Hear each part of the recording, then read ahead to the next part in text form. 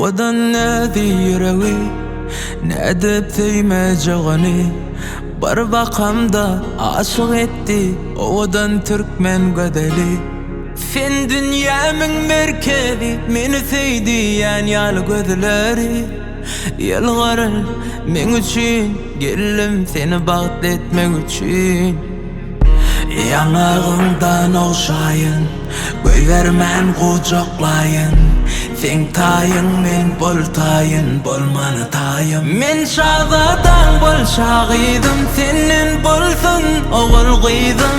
Ýazaly söýgü ertekimiz ýüregim sen akagydym. Men şahzadam bol şahidym, senin bolsun oğul gyzym.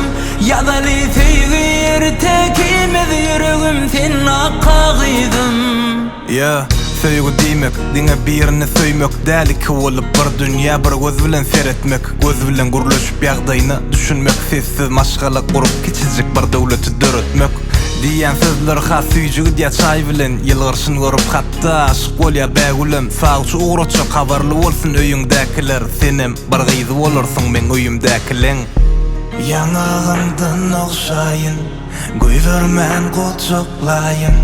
Sen taýyň men boltaýyn, bolmany taýym. Men şahzadam bol şahidym, senin bolsun oğul gyzym. Ýazaly söýgü ertekimiz ýüregim sen akagydym. Men şahzadam bol şahidym, senin bolsun oğul gyzym. Ýazaly söýgü ertekimiz ýüregim sen akagydym. Şahzadam bol şahidym, senin bolsun oğul gyzym. Ýazaly söýgü ertekimiz ýüregim sen akagydym. Men şahzadam bol şahidym, senin bolsun oğul gyzym. Ýazaly